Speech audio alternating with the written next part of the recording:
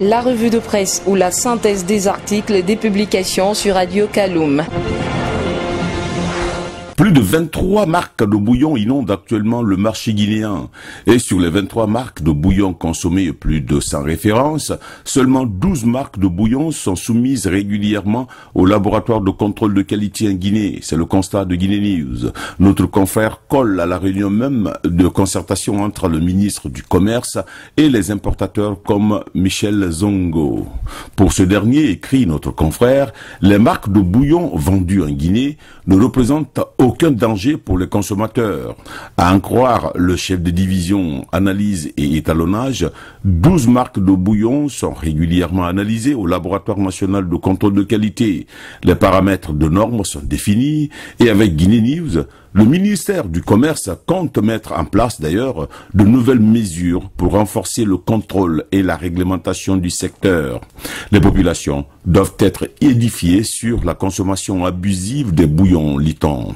Et puisque les pratiques obscures continuent, soleilfmguinée.net se demande comment changer la donne de l'impunité en Guinée.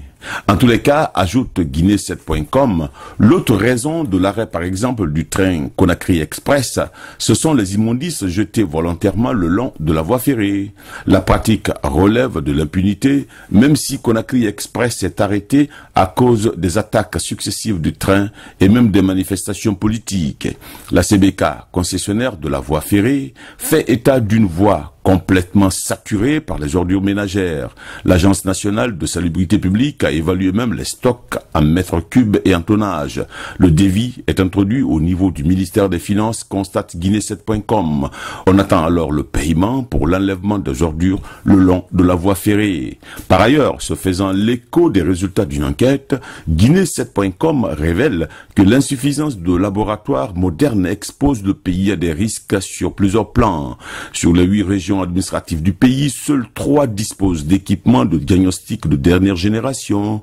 Pour Guinée7.com, malgré l'aide internationale, la quantité de laboratoires n'a pas évolué dans le pays.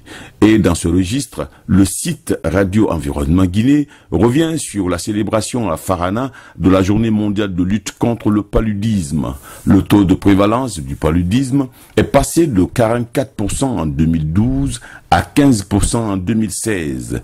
Et puis, avec l'agence guinéenne de presse, l'AGP et Guinée7.com, le chef de l'État tient à ce que le gouvernement réactive les mesures de rationalisation de la circulation des camions et gros porteurs aux heures de pointe.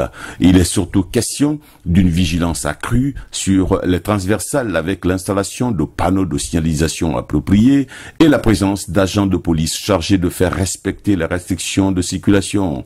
Sur le fil de l'AGP, de Guinée7.com et de Guinée News, la ministre de l'Environnement est invitée à accélérer le reboisement de la forêt de Demoudoula. Pour le professeur Alpha Condé, la forêt doit être sécurisée et interdite aux occupants. Par ailleurs, une réunion de concertation est même annoncée sur le recensement et la sécurisation du patrimoine foncier de l'État, particulièrement les réserves foncières. Et puis, le fleuve Niger, il faut le rappeler, est toujours en danger à cause de l'ensablement à Kouroussa. Et au moment où le Conseil des ministres approuve le projet de loi portant organisation générale de l'administration publique, Guinée News constate que le phénomène de mariage forcé continue de résister au temps à Kindia. Selon les autorités, on continue de célébrer les mariages dans les mosquées sans demander l'âge des filles. Il y a même des parents qui changent la date de naissance de leurs filles pour leur donner un mariage. Or, avec les articles du Code pénal, la loi condamne le mariage forcé en Guinée. Même la religion musulmane soutient que la fille doit être mariée à l'âge de 18 ans. Enfin, outre la flambée d'insécurité avec 3 meurtres et 2 présumés assassins lynchés à Bourré et à Ziguiri, tous les confrères reviennent sur le cas de Bolloré mis en examen en France. Guinée News parle de grand malaise à Conakry où un député de l'UFDG, le parti de Cellou Dalein Diallo, annonce l'ouverture d'une enquête parlementaire.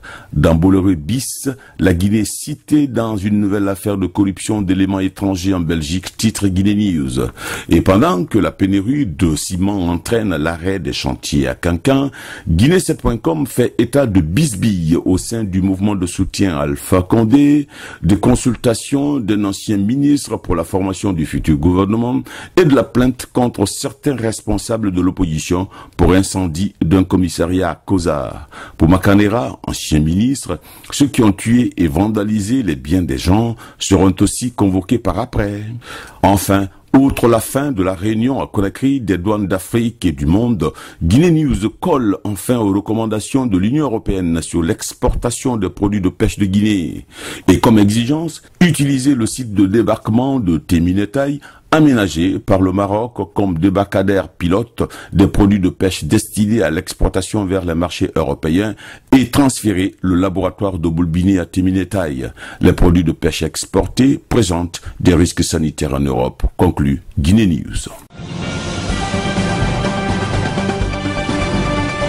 C'était la revue des publications aux presses hebdo sur Radio Kaloum.